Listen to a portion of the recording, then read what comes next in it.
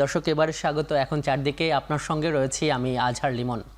জুলাই অভ্যুত্থানে কোনো কেন্দ্রীয় পরিকল্পনা, নকশাকার ও অর্থায়ন ছিল না বলে দাবি করেছেন প্রধান উপদেষ্টা ডক্টর মোহাম্মদ ইউনূস। বলেন, তরুণরাই তখন প্রতিরোধের শক্তি হয়ে উঠেছিল। রাজধানীতে সেন্টার ফর গভর্নেন্স স্টাডিজ আয়োজিত বে অফ বেঙ্গল কনভারসেশন 2024 উদ্বোধন অনুষ্ঠানে প্রধান উপদেষ্টা আরও বলেন, আগামীর বাংলাদেশ হবে ন্যায় বিচার, মানবাধিকার ও বাক স্বাধীনতার। অনুষ্ঠানে ডক্টর ইউনূস বলেন, একটি বিপ্লব কিভাবে সংগঠিত হয় ও দেশ গঠনের সামনে এগিয়ে নিয়ে যায় তা বাংলাদেশ থেকে দেখার সুযোগ রয়েছে আন্তর্জাতিক বিশ্বের অতিথিদের। গণঅভ্যুত্থান পরবর্তী 100 দিন পেরিয়ে নতুন বাংলাদেশে বিদেশি বন্ধুদের স্বাগত জানিয়ে একথা বলেন তিনি। ঢাকার রাজপথে হেঁটে দেয়ালচিত্রে তারুণ্যের ঐতিহাসিক লড়াই ও অর্জনের সাক্ষী হতে বিদেশি বন্ধুদের আহ্বান জানান ডক্টর ইউনূস। আঞ্চলিক স্বার্থ রক্ষায় 80 দেশের 2 শতাধিক আলোচক নিয়ে রাজধানীতে এই আয়োজন। ছাত্র আন্দোলনে আহত শহীদদের প্রতি শ্রদ্ধা জানান প্রধান উপদেষ্টা।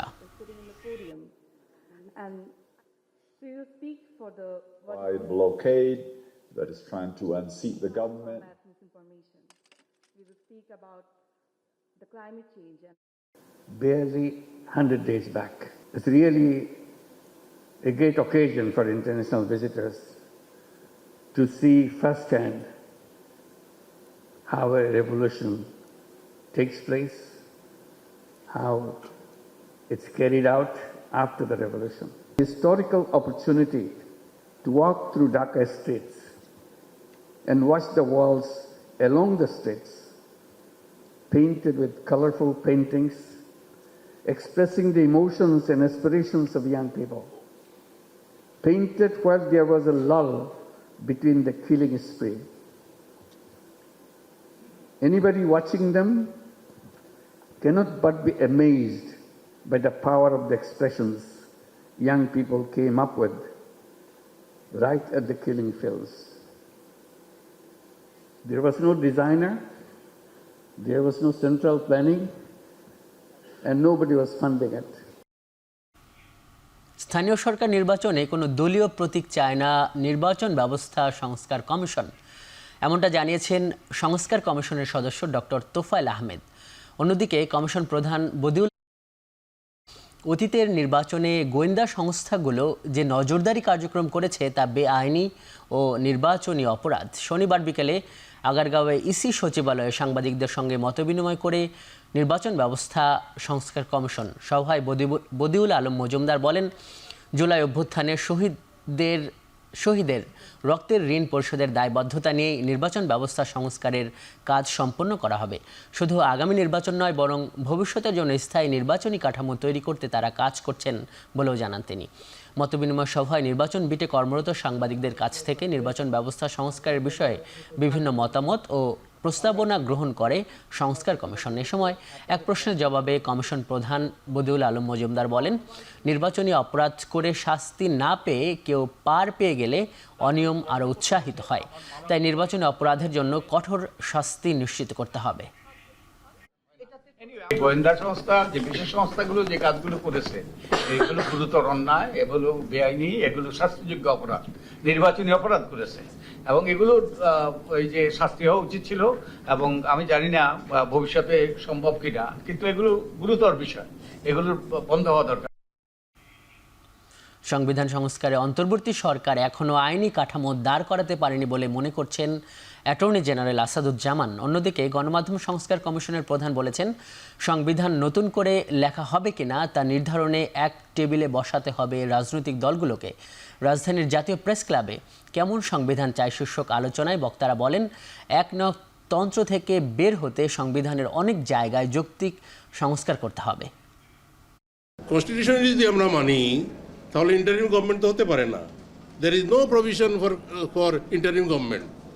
সুতরাং আমরা ওটা কনস্টিটিউশন ভায়োলেট করেই ইন্টারিম গভর্নমেন্ট করেছি, কনস্টিটিউশন ভায়োলেট করেই আমরা রেভলিউশন করেছি। রাজনৈতিক সমঝোতার মধ্য দিয়েই সিদ্ধান্ত নিতে হবে যে নতুন সংবিধান হবে না সংবিধানে জাস্ট সংশোধনী হলেই সেই সংশোধনীতে কাজ হবে। আমি আশা করব যে সব পক্ষকে এক টেবিলে বসানোর উদ্যোগ এই সরকার নিতে পারে। আমরা এখন পর্যন্ত এক্সিস্টিং সাংবিধানিক কাঠামোর মধ্যে আছি বলে মনে হয়। সেই কারণে আর্টিকেল 93 দিকে যদি একটু তাকান তাহলে এই প্রস্তাবনাগুলো এই সরকারের জায়গা থেকে সংবিধান সংশোধনের কোনো উদ্যোগ বা প্রস্তাবনা নিতে পারবেন কিনা সেই জায়গাটা আপনাদের ভেবে দেখা দরকার। ভোটের আগে সবকিছু সংস্কার করা যাবে না বলে মন্তব্য করেছেন নাগরিক ঐক্যের সভাপতি মাহমুদুর রহমান মান্না। তিনি বলেন, নতুন বাংলাদেশ গড়বে নির্বাচিত জনপ্রতিনিধিরাই। যাতে প্রেস ক্লাবে জুলাই গণঅভ্যুত্থানে প্রবাসীদের ভূমিকা নিয়ে এক গোলটেবিল বৈঠকে জনবান্ধব পুলিশ বাহিনী, দক্ষ প্রশাসন ও নির্বাচন কমিশন গঠনের মাধ্যমে সুষ্ঠু নির্বাচন দেওয়ার দাবি জানান তিনি। এ সময় রাজনৈতিক দলগুলোকে আস্থায় নিয়ে সংস্কার করার আহ্বান জানান সিপিবির সাধারণ সম্পাদক। নির্বাচনী ব্যবস্থার আমূল সংস্কার চেয়ে দ্রুত রোডম্যাপ ঘোষণার দাবিও জানান তিনি। আলোচনায় অংশ নিয়ে রাষ্ট্র সংস্কারে প্রবাসীদের সম্পৃক্ততা বাড়ানোর কথা বলেন বক্তারা।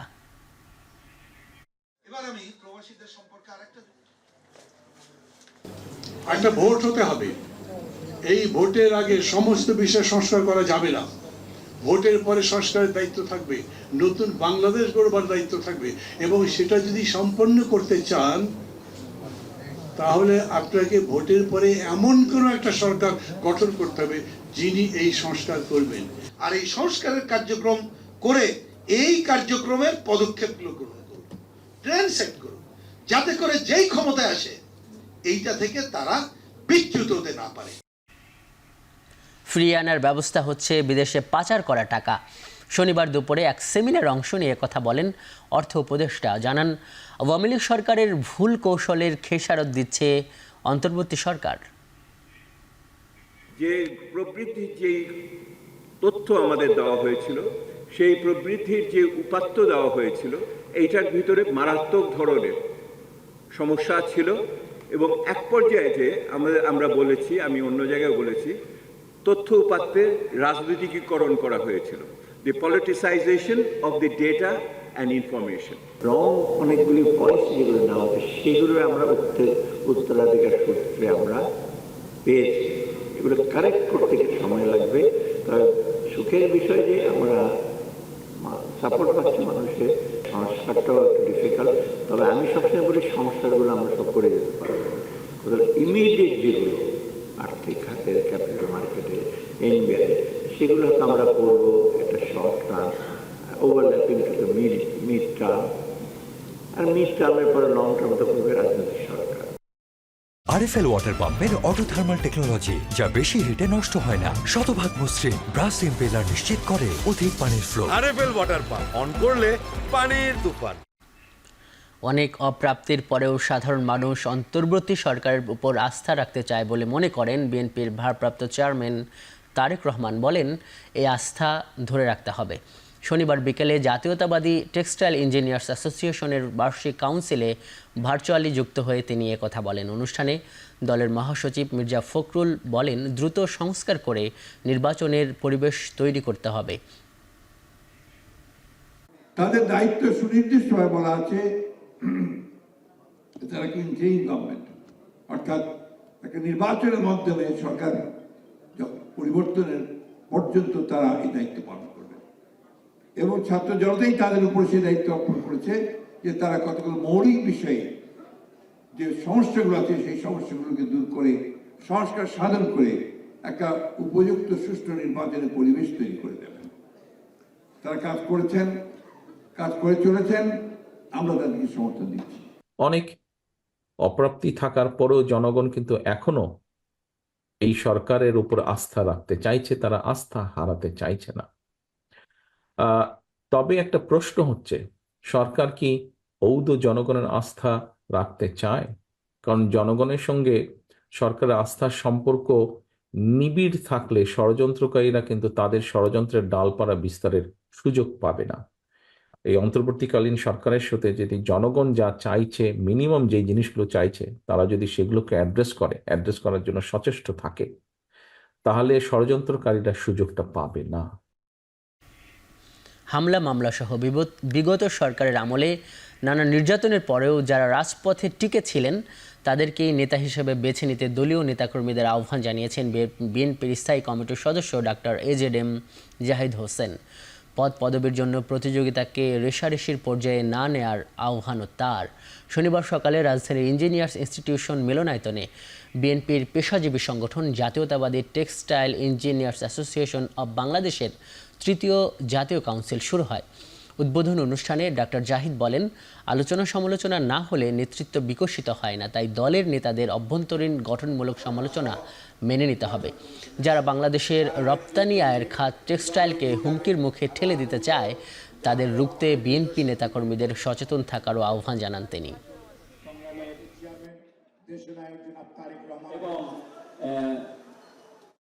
আপনাদের নেতা নির্বাচিত করবেন। রাজপথে কারা ছিল, কারা আন্দোলন সংগ্রামে ছিল, কারা কারারুদ্ধ হয়েছিল, তারপরেও গণতন্ত্র পুনরুদ্ধারের আন্দোলন থেকে সরে দাঁড়ায়নি। আলোচনা হবে, সমালোচনা হবে, এবং মনে রাখতে হবে আলোচনা সমালোচনা না হলে নেতৃত্ব বিকশিত হয় না। নেতৃত্ব বিকশিত হতে হলে আপনাকে প্রশংসাও শুনতে হবে, সমালোচনাও শুনতে হবে। কেবল একজনকে জাতির পিতা বলা যায় না, মুক্তিযুদ্ধে অবদান রাখা সবাইকে স্বীকৃতি দিতে হবে মন্তব্য করেছেন বিএনপির স্থায়ী কমিটির সদস্য আমির খসরু মাহমুদ চৌধুরী। বিকেলে চট্টগ্রামের বিপ্লব উদ্যানে মহানগর যুবদল সমাবেশে একথা বলেন তিনি। শনিবার বিকেলে চট্টগ্রামের বিপ্লব উদ্যানে মহানগর যুবদলের সমাবেশে একথা বলেন তিনি।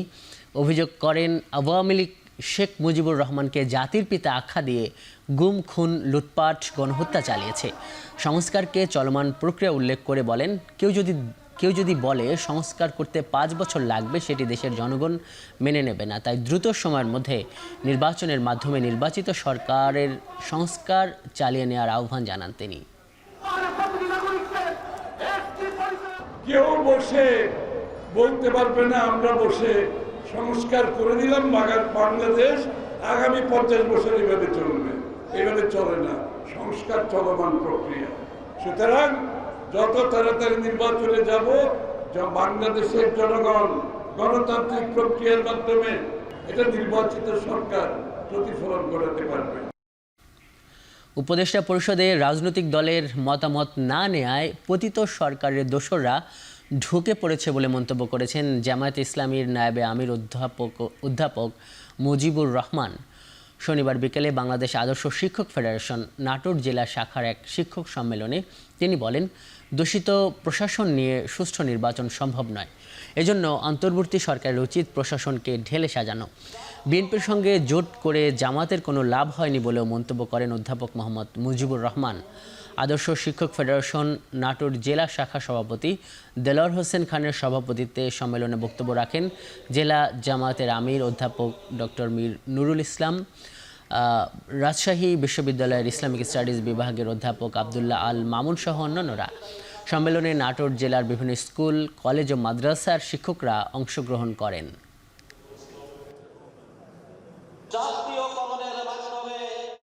বর্তমান যে প্রশাসন আছে, এই প্রশাসনের মধ্যে পতিত সরকারের লোক অধিকাংশই তারা সেভাবে এখানে দাঁড়িয়ে আছে। আমরা বলেছি যে এই সমস্ত দূষিত ব্যক্তিদেরকে প্রশাসনে রেখে নির্বাচনও সুষ্ঠু হবে না এবং এ দেশ ঠিক মতো আমরা পরিচালনা করতে পারবো না। শব্দ দূষণ, বায়ু দূষণ সহ প্রকৃতি রক্ষায় মন্ত্রণালয়ের সঙ্গে স্কুল কলেজের শিক্ষার্থীদের যুক্ত করা হবে। ঢাকা রেসিডেন্সিয়াল মডেল কলেজ আয়োজিত 3rd DRMS national nature festival 2024-এর সমাপন অনুষ্ঠানে একথা বলেন পরিবেশ উপদেষ্টা সৈয়দা রিজওয়ানা হাসান। পরিবেশ উপদেষ্টা আরও বলেন, পরিবেশের প্রতি ন্যায় বিচার করতে হলে জীবন আদর্শ বদলাতে হবে। এ সময় তরুণ প্রজন্মের প্রতি আহ্বান জানান তারা যেন প্রকৃতি রক্ষায় ভূমিকা রাখে। পরে ফেস্টিভ্যালে অংশগ্রহণ করা বিজয়ীদের হাতে পুরস্কার তুলে দেওয়া হয়। আপনারা যখন রিকশায় চড়েন, এই রকম আওয়াজ পৃথিবীতে কোথাও নাই। আমি কোথাও শুনিনি এয়ারপোর্ট থেকে বের হলে আওয়াজে কান বিদীর্ণ হয়ে যায়। এখন এইটার বিরুদ্ধে আমাদেরকে লড়াই করতে হবে। গাড়ির গতিটা নিয়ন্ত্রণে রাখেন, তাহলে আপনাকে আর হর্ন বাজাতে হবে না। আজকে থেকে শুরু করেন, দেখবেন আপনি খুব স্বাচ্ছন্দ্যে বাসায় চলে গেছেন। রংপুরে জুলাই বিপ্লবের শহীদ পরিবারের মাঝে 2,20 লক্ষ টাকার চেক হস্তান্তর করেছে জুলাই শহীদ স্মৃতি ফাউন্ডেশন। শনিবার সকালে রংপুর বিভাগের 44 শহীদ পরিবারের হাতে এসব চেক তুলে দেওয়া হয়। পরিবার প্রতি 5 লাখ টাকা চেক তুলে দিয়ে বক্তারা বলেন, জুলাই বিপ্লবে আহত ও শহীদ পরিবারের পাশে থাকবে বাংলাদেশ। এ সময় সংস্থার সাধারণ সম্পাদক সার্জিস আলম বলেন, তালিকার বাইরে থাকা শহীদ পরিবারের আবেদনের ভিত্তিতে যথাযথ প্রক্রিয়া শেষে 3 দিনের মধ্যে বাসায় চেক পৌঁছে দেওয়া হবে। চেক হস্তান্তর অনুষ্ঠানে যোগ দেন অন্তর্বর্তী সরকারের 2 জন উপদেষ্টা। তারা বলেন, স্বাধীনতার চেতনার কথা বলে আওয়ামী লীগ মানুষের মাঝে বিভক্তি সৃষ্টি করেছিল।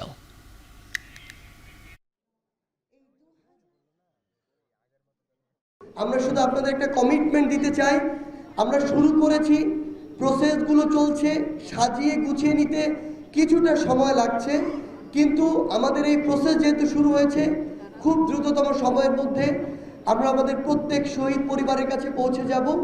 প্রত্যেকে যারা গুলি খেয়ে প্রাণ দিয়েছে, এক একজন বীর সৈনিক, তাদের বীরত্বের কাছে আমরা মাথা নত করি। দেশ গড়ার ক্ষেত্রে তাদের কাজে লাগানো, এই জায়গাটায় আমরা দ্বিতীয়বার আর বিফল হব না। প্রতিটি জেলা উপজেলার স্টেডিয়ামগুলো পর্যায়ক্রমে জুলাই গণঅভ্যুত্থানের শহীদদের নামে নামকরণ করা হবে বলে জানিয়েছেন যুব ক্রীড়া উপদেষ্টা আসিফ মাহমুদ। শনিবার সকালে সংসদ ভবন এলাকায় বিশেষ চাহিদা সম্পন্ন শিশুদের জন্য শহীদ ফারহান ফায়াজ খেলার মাঠ উদ্বোধন করেন ক্রীড়া উপদেষ্টা। তিনি এ সময় বলেন, এই শিশুরা খেলাধুলায় সফলতার মাধ্যমে যাতে দেশের নাম উজ্জ্বল করতে পারে, তার জন্য যুব ক্রীড়া মন্ত্রণালয়ের পক্ষ থেকে বিভিন্ন উদ্যোগ নেওয়া হচ্ছে। এ সময় জুলাই আন্দোলনে শহীদ ফায়াজের আত্মত্যাগ স্মরণ রাখার এই উদ্যোগকে সাধুবাদ জানান তার বাবা।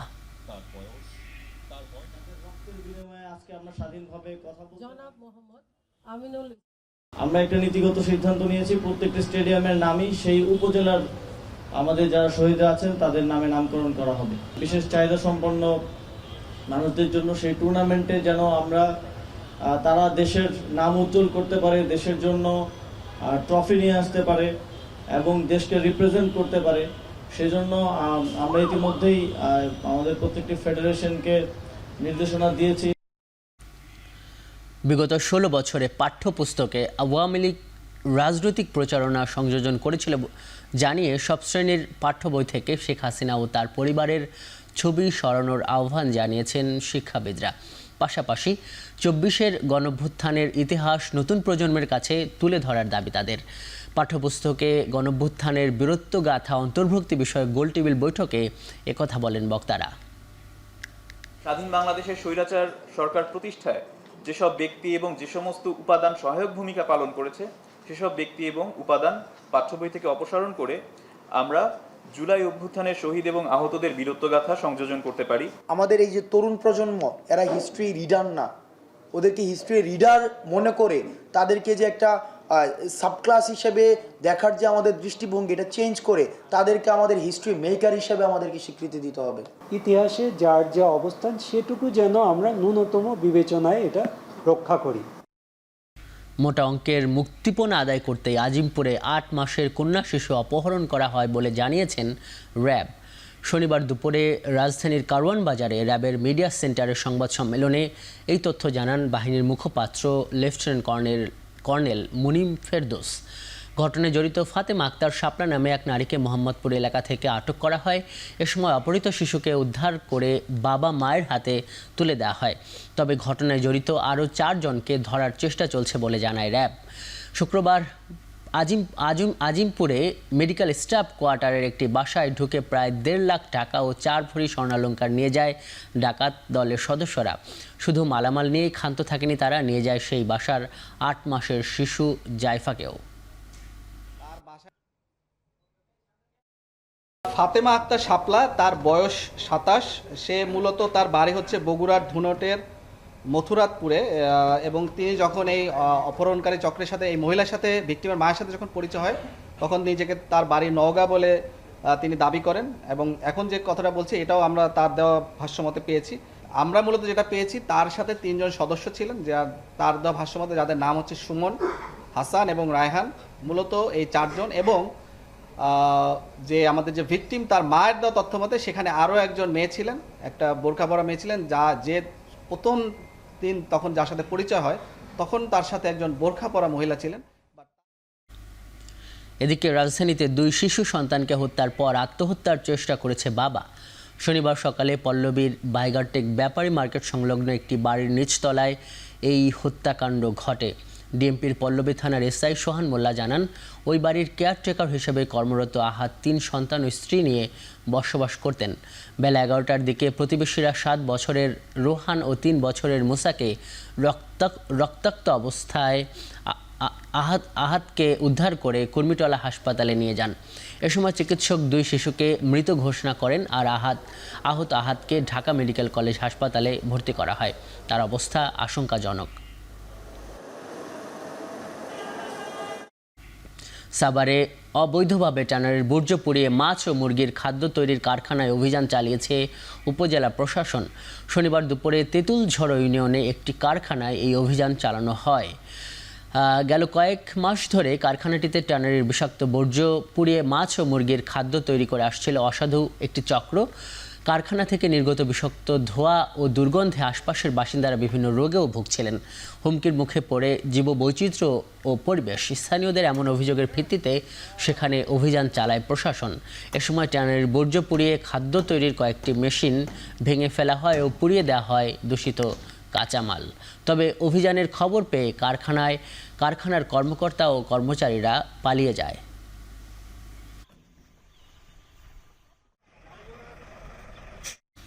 ঢাকা চট্টগ্রাম মহাসড়কে যান চলাচল স্বাভাবিক রাখতে কুমিল্লার চান্দিনা বাজার এলাকায় উচ্ছেদ অভিযান চালিয়েছে জেলা প্রশাসন ও সড়ক বিভাগ। শনিবার সকাল 9টা থেকে চলা অভিযানে অন্তত 300 দোকানপাট ও অবৈধ স্থাপনা উচ্ছেদ করা হয়। অভিযানে নেতৃত্ব দেন নির্বাহী ম্যাজিস্ট্রেট মোহাম্মদ মঈনুদ্দিন। এ সময় তিনি জানান, উচ্ছেদ অভিযানের দীর্ঘস্থায়ী সুফল ভোগ করতে উদ্ধারকৃত জায়গা সাধারণ মানুষের চলাচলের কাজে ব্যবহার করা হবে। তবে পুনরায় যেন কেউ অবৈধ স্থাপনা তৈরি করতে না পারে সেজন্য সড়ক বিভাগ এসব জায়গার সঠিক তত্ত্বাবধানের পাশাপাশি প্রশাসনকেও তৎপর থাকার পরামর্শ সাধারণ মানুষের।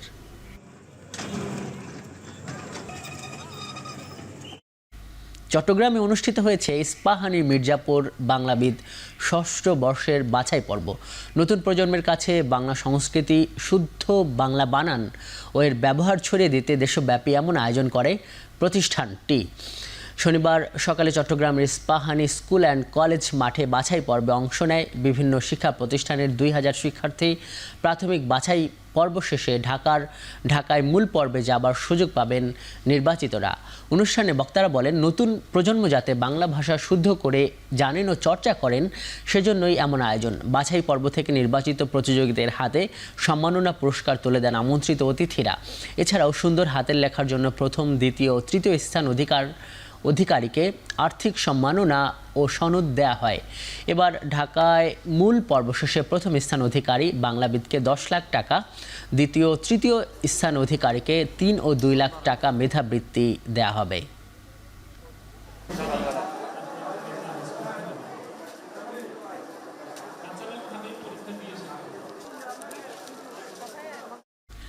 উন্নত প্রযুক্তি, দক্ষ জনশক্তি ও আন্তরিক সেবার প্রতিশ্রুতি নিয়ে নোয়াখালীতে উদ্বোধন হলো ইবনে সিনা হাসপাতাল ও ডায়াগনস্টিক সেন্টার। শনিবার সকালে 25তম শাখাটির উদ্বোধন করেন ইবনে সিনা ট্রাস্টের চেয়ারম্যান অধ্যাপক আনম আব্দুজ্জাহের। ট্রাস্টের চেয়ারম্যান বলেন, ইবনে সিনা ট্রাস্ট কোনো রাজনৈতিক দল ও ধর্মের নয়, এটি সবার এবং সব দলের প্রতিষ্ঠানের। স্বল্প খরচে উন্নত সেবা ও চিকিৎসার জন্য যেন ঢাকামুখী না হতে হয় সেজন্য নোয়াখালীতে শাখা খোলা হয়েছে বলেও জানান তিনি। দেশের ক্রমবর্ধমান জনগণের স্বাস্থ্য সেবার চাহিদা পূরণে ইবনে সিনা ট্রাস্ট ঢাকা ও ঢাকার বাইরে নতুন নতুন সেবা কেন্দ্র চালু করেছে বলেও জানান ট্রাস্টের সদস্য প্রফেসর ডক্টর AKM সদরুল ইসলাম। অন্তর্বর্তী সরকারের স্বাস্থ্য উপদেষ্টার বিশেষ সহকারী তুহিন ফারাবি সহ ট্রাস্টের ঊর্ধ্বতন কর্মকর্তারা এ সময় উপস্থিত ছিলেন।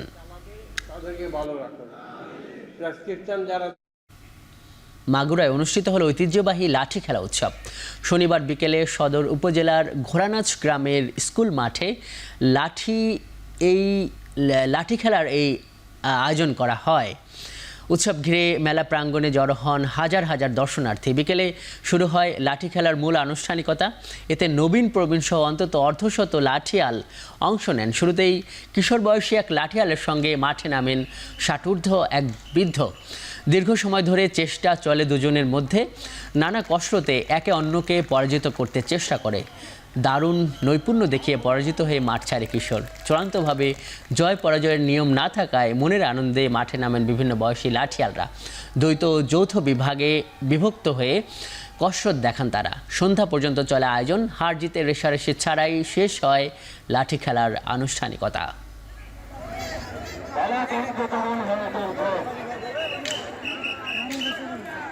আমরা দীর্ঘদিন এই খেলা থেকে বিভিন্ন কারণে বঞ্চিত ছিলাম। এই খেলা আমরা নতুন করে আবার আয়োজন করতেছি এবং এই খেলার মাঝ দিয়ে গ্রাম বাংলার যে ঐতিহ্য, সেই ঐতিহ্য আবার ফিরে আসছে এবং গ্রাম বাংলার আপামর জনসাধারণ খুব আনন্দ উপভোগ করছে। ঈদে মিলাদুন্নবী উপলক্ষে আয়োজিত ইসলামী বই মেলায় ওরিয়েন্টালিজম ও ইসলাম বইয়ের মোড়ক উন্মোচন করেছেন ধর্ম উপদেষ্টা ডক্টর আ.ফ.ম. খালিদ হোসাইন। শনিবার বিকেলে বায়তুল মোকাররমে ইসলামী বই মেলায় মোড়ক উন্মোচন করে তিনি আশা প্রকাশ করেন ডক্টর মোহাম্মদ সাদিক হুসাইনের লেখা বইটি বাংলা সাহিত্যে নতুন মাত্রা যোগ করবে। একই সঙ্গে ইসলামী গবেষক ও লেখকদের উপর আস্থা রাখার পরামর্শ দেন তিনি। অনুষ্ঠানে ইসলামিক ফাউন্ডেশনের সচিব সহ আরও অনেকে উপস্থিত ছিলেন।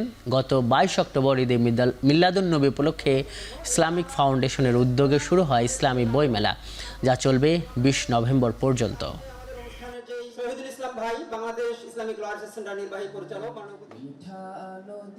উইলিয়াম লেইন ওনার নাম। মনে করেন প্রেয়ার, নামাজ, সালাত, যাকাত, বেদাত, এর উপরে 3-4 পৃষ্ঠা করে উনি ডকুমেন্টারি লিখেছেন। এটা ভালো দিক। জ্ঞান অনুসন্ধিৎসা এদের আছে।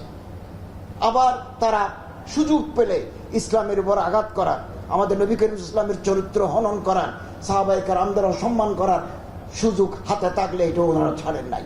অতএব আমরা কেবল ওরিয়েন্টালিস্টের বইয়ের উপর লিখিত গ্রন্থের উপর নির্ভর করব না। আমাদেরকে ইসলামিক লেখক যারা, মূল লেখক যারা, তাদের বইয়ের উপর আমাদের নির্ভরশীল হতে হবে, তাহলে আমরা বিভ্রান্ত হয়ে যাব। শিক্ষাকে জাতীয়করণ, বেতন বৈষম্য দূর করা সহ নানা দাবিতে বরিশালে শিক্ষক মহাসমাবেশ অনুষ্ঠিত হয়েছে।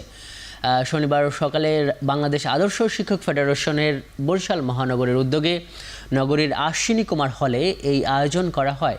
বক্তারা বলেন, দেশের শিক্ষা ব্যবস্থার ক্ষতি হয়েছে বিগত সরকারের জন্য, আর বেসরকারি শিক্ষা প্রতিষ্ঠানের শিক্ষকদের এই বৈষম্যের বাইরে রাখতে হবে। সমাবেশে বাংলাদেশ আদর্শ শিক্ষক ফেডারেশনের বরিশাল মহানগরের সভাপতি সহ মহানগরীর বিভিন্ন শিক্ষা প্রতিষ্ঠানের শিক্ষকরা অংশ নেন। প্রতিষ্ঠানের সম্মানিত প্রতিষ্ঠান প্রধান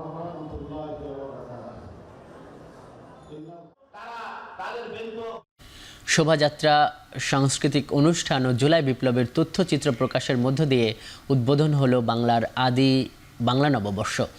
বিপ্লবী সাংস্কৃতিক ঐক্যের আয়োজনে শনিবার বিকেলে আদি নববর্ষের শোভাযাত্রা টিএসসি থেকে শুরু হয়ে ঢাকা বিশ্ববিদ্যালয়ের বিভিন্ন সড়ক প্রদক্ষিণ করে। পরে শহীদ মিনার হয়ে এটি শেষ হয় টিএসসিতে গিয়ে। শোভাযাত্রা শেষে উদ্বোধনী অনুষ্ঠানে বক্তারা বলেন, গ্রাম বাংলার পুরনো শিকড়ের খোঁজে এই উৎসব নিয়মিত পালন করবে বিপ্লবী সাংস্কৃতিক ঐক্য। আলোচনা শেষে জুলাই বিপ্লবের তথ্যচিত্র প্রদর্শন করা হয়। গান কবিতায় ফুটিয়ে তোলা হয় আবহমান গ্রাম বাংলার নানা দিক।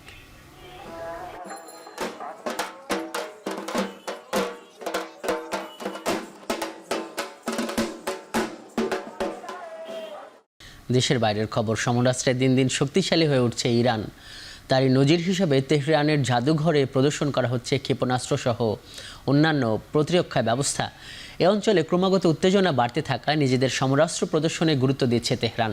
ইরান বলছে, যুক্তরাষ্ট্র, ইসরায়েল সহ আঞ্চলিক শত্রুদের হামলা প্রতিহত করা কিংবা পাল্টা হামলার জন্য ব্যালিস্টিক মিসাইল খুব জরুরি। তবে পরমাণু অস্ত্র সক্ষমতা নিয়ে মুখ খোলেনি তেহরান। ব্যালিস্টিক ক্ষেপণাস্ত্র ইরানের সমরাস্ত্র মজুদের মধ্যে অন্যতম। 1 অক্টোবর ইসরায়েলি হামলার এই অস্ত্র ব্যবহার করা হয়েছিল। যুক্তরাষ্ট্রের গোয়েন্দা সংস্থা বলছে, মধ্যপ্রাচ্যে বর্তমানে সবচেয়ে বেশি ব্যালিস্টিক ক্ষেপণাস্ত্র রয়েছে তেহরানের কাছেই।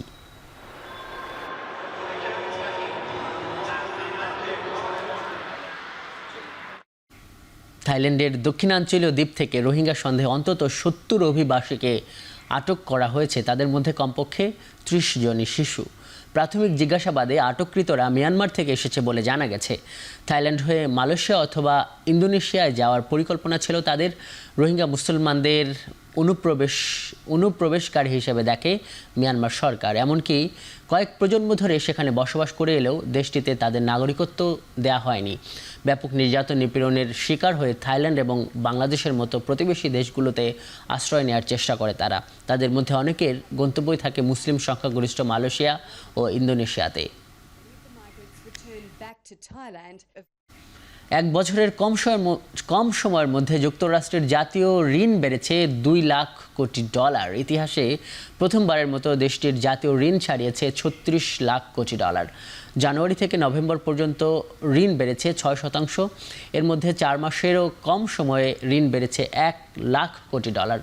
জুলাই মাসে যুক্তরাষ্ট্রের অর্থ মন্ত্রণালয় ঘোষণা করে দেশটির ঋণ $35 লাখ কোটি ছাড়িয়েছে।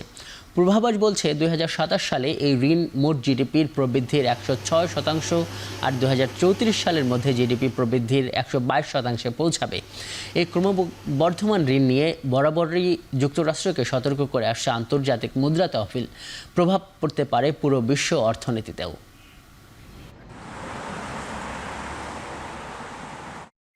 ভারতের উত্তরপ্রদেশের ঝাঁসি শহরের একটি হাসপাতালে আগুন লেগে 10 নবজাতকের মৃত্যু হয়েছে। মহারানী লক্ষ্মীবাই মেডিকেল কলেজ হাসপাতালে শিশুদের নিবিড় পরিচর্যা কেন্দ্রে আগুন লেগে ঘটে এই মর্মান্তিক ঘটনা। উত্তরপ্রদেশ কর্তৃপক্ষ বলছে অক্সিজেন কনসেন্ট্রেটেড থেকে শর্ট সার্কিটের মাধ্যমে আগুনের সূত্রপাত হয়। যদিও আরও তদন্ত হবে বলে জানিয়েছে হাসপাতাল কর্তৃপক্ষ। এই এনআইসিইউতে ভর্তি ছিল 54 শিশু, 44 জনকে উদ্ধার করা হয়েছে। তদন্তে উঠে এসেছে হাসপাতালের অগ্নি নির্বাপন যন্ত্র 4 বছর আগেই মেয়াদ উত্তীর্ণ হয়ে পড়েছিল। পাশাপাশি উদ্ধার কাজেও ছিল ধীরগতি।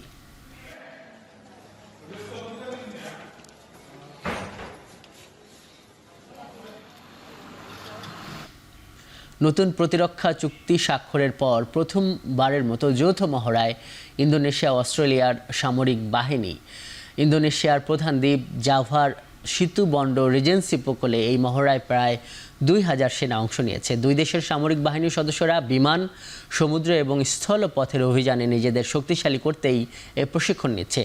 ট্যাঙ্ক, গোলাবারুদ, আক্রমণকারী হেলিকপ্টার দিয়ে যৌথ অবতরণ অভিযান এবং দুর্যোগ মোকাবেলায় সক্ষমতা যাচাই করা হচ্ছে।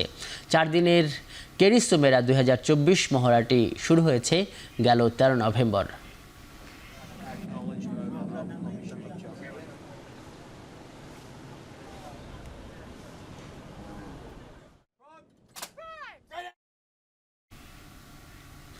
খনিতে আটকা পড়া কয়েকশো অবৈধ শ্রমিককে অবশেষে সহযোগিতা করতে সম্মতি জানিয়েছে দক্ষিণ কোরিয়ার সরকার। পরিত্যক্ত একটি খনিতে অবৈধভাবে থাকা অবস্থায় পুলিশের হাতে ধরা পড়লে তাদের খাবার ও পানির সরবরাহ বন্ধ করে দেওয়া হয়। বাধ্য হয়ে অনেকেই উপরে উঠে আসেন। যারা আসতে পারেনি তাদের কোনো ধরনের সহযোগিতা না করার ঘোষণা দিয়েছিল পুলিশ প্রশাসন। অবশেষে মানবাধিকার কর্মীদের চাপের মুখে পড়ে তাদের সহযোগিতা করতে সম্মত হয় পুলিশ। দক্ষিণ আফ্রিকার পশ্চিমে স্টিফেন টাইন্ট খনিতে অনেক শ্রমিক এমনভাবে আটকা পড়েছেন যে তারা আর উঠতে পারছেন না। চলতি সপ্তাহে পুলিশি অভিযানের মুখে 1000-এর বেশি অবৈধ খনি শ্রমিক উপরে উঠে আসেন। তবে যারা খনিতে রয়ে গেছেন তাদের ভাগ্য হয়ে পড়েছে অনিশ্চিত। পুরনো খনিগুলোতে 4 কিলোমিটার পর্যন্ত ভ্রমণ করে মাসের পর মাস থাকতে পারেন শ্রমিকেরা, কিন্তু খাবার আর পানি না থাকলেও অবনতি হয় পরিস্থিতির।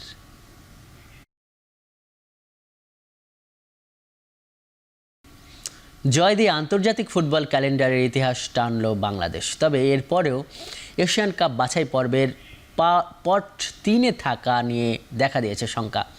প্রথম ম্যাচ হারের কারণে এমন দোদুল্যমান অবস্থায় লাল সবুজ দল, জানিয়েছে ফুটবল ফেডারেশনের সহসভাপতি ফাহাদ করিম। অত্যন্ত ভালো লাগছে। জয় সবসময় মানুষকে অনুপ্রাণিত করে। তো আজকের এই জয় আমরা কমিটির মেম্বারদের অনুপ্রাণিত করেছে, দলকে অনুপ্রাণিত করেছে। আজকের এই খেলার জন্য আপনি জানেন আমরা সবাই ছিলাম কমিটির, আমাদের জাতীয় মহিলা দলের প্লেয়ারও এসেছিল। So it was a fantastic atmosphere. দুটো সুন্দর গোল দিয়েছে। সো অত্যন্ত ভালো লাগছে এবং আমি মনে করি this will take us far ইনশাআল্লাহ। আমার মনে হয় পট 3-তে হয়তো যেতে পারবো না আমরা, যেহেতু প্রথম আমরা হেরেছি। ড্র হলে চান্স অনেক বেশি থাকতো। Even then will see. সাদা পোশাকে নিজের শেষ ম্যাচের আগে সতীর্থদের ভালোবাসায় সিক্ত হলেন বাংলাদেশ ক্রিকেট দলের সাবেক ওপেনার ইমরুল কায়েস। ইমরুলের বিদায়ী সংবর্ধনায় মিরপুর শেরে বাংলায় উপস্থিত ছিলেন তামিম ইকবাল, মোহাম্মদ আশরাফুল সহ বেশ কিছু ক্রিকেট তারকা। নিজের সামাজিক যোগাযোগ মাধ্যমে আগেই ঘোষণা দিয়েছিলেন শনিবার শুরু হওয়া জাতীয় লিগের ঢাকা-খুলনা ম্যাচ দিয়েই প্রথম শ্রেণীর ক্রিকেট ও টেস্ট ক্রিকেটকে বিদায় জানাবেন ইমরুল কায়েস। তাই এই ম্যাচের আগে হোম ক্রিকেটে ছিল সাজরব। বাউন্ডারি লাইনে গার্ড অব অনার পেয়েছেন এই ওপেনার। এ সময় ইমরুলকে সম্মান জানাতে মিরপুরে ছুটে আসেন তামিম ইকবালও। শুধু তামিম নয়, ইমরুলের বিশেষ দিনে মাঠে উপস্থিত ছিলেন টাইগারদের সাবেক প্রধান নির্বাচক মিনহাজুল আবেদিন নান্নু, সাবেক ক্রিকেটার মোহাম্মদ আশরাফুল ও রংপুর রাইডার্সের অধিনায়ক নুরুল হাসান সোহানও। এ সময় ইমরুলের হাতে বিশেষ ক্রেস্ট তুলে দেন উপস্থিত খেলোয়াড়রা।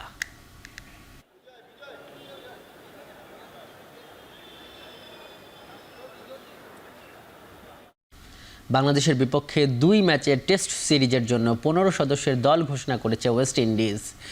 চোটের কারণে দলে নেই জেসন হোল্ডার।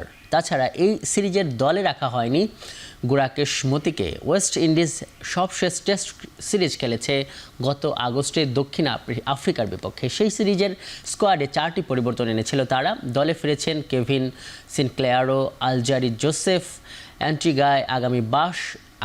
অ্যান্টিগায় আগামী 22 নভেম্বর প্রথম টেস্ট দিয়ে শুরু হবে বাংলাদেশ ওয়েস্ট ইন্ডিজ সিরিজ। এরপর 30 নভেম্বর থেকে জ্যামাইকায় দ্বিতীয় টেস্ট। সাদা পোশাকের লড়াই শেষে 2 দল খেলবে 3টি করে ওয়ানডে ও টি-20 ম্যাচ। টি-20 ইতিহাসের প্রথম ব্যাটার হিসাবে এক পঞ্জিকা বর্ষে 3টি সেঞ্চুরি সঞ্জু স্যামসনের। দক্ষিণ আফ্রিকার বিপক্ষে সিরিজের টি-20তে 135 রানের রেকর্ড গড়া জয় সেঞ্চুরি করে বড় অবদান রেখেছেন স্যামসন। 56 বলে অপরাজিত 109 রান এসেছে তার ব্যাট থেকে, যেখানে 6টি 4 ও 9টি ছক্কা ছিল। এর আগে গত 8 নভেম্বর ডারবানে 107 করেছিলেন স্যামসন। এছাড়া গত 12 অক্টোবর হায়দরাবাদে বাংলাদেশের বিপক্ষে 111 রান করেন এই ওপেনার। শুক্রবার আরও একটা রেকর্ড গড়েছেন স্যামসন, তবে সেটা তিলক ভার্মাকে সঙ্গে নিয়ে। দ্বিতীয় উইকেটে অবিচ্ছিন্ন 210 রানের জুটি গড়েছেন তারা, যা টি-20তে যে কোনো উইকেটে ভারতের সর্বোচ্চ এবং আন্তর্জাতিক টি-20তে দ্বিতীয় উইকেট জুটিতে সর্বোচ্চ।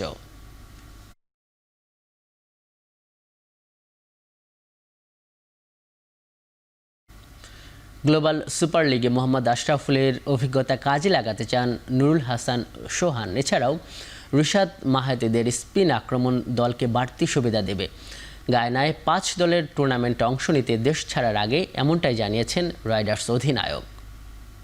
আশরাফুল ভাইয়ের মতো একজন মানুষ যে ইন্টারন্যাশনাল এত বছর খেলে আসছে, এক্সপিরিয়েন্স আছে, এবং তার মতো একটা মানুষ আমাদের টিমের সাথে থাকার আমার কাছে মনে হয় যে প্রতিটা প্লেয়ারের জন্য অনেক ইজি হচ্ছে। লাস্ট 3-4 দিন যে প্র্যাকটিস করেছি অনেক কিছু জানতে পেরেছি, এবং আমার কাছে মনে হয় যে ইন ফিউচার এগুলো আরও বেশি কাজে লাগবে আমাদের সবার জন্য। স্পেশালি টি-20তে লাস্ট কিছুদিন ধরে, অনেকদিন ধরে রিশাদ খুব ভালো পারফর্ম করছে। অ্যাট দ্য সেম টাইম আমাদের টিমে শেখ মেহেদি আছে, খুশদিল শাহ আছে, সো আমার কাছে মনে হয় আরাফাত সানি আছে।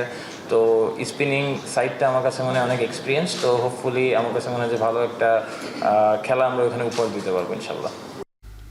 শেষ করছি এখন চারদিকে। এখন টেলিভিশন ওয়েবসাইটে দেখতে ভিজিট করুন www.ekhon.tv।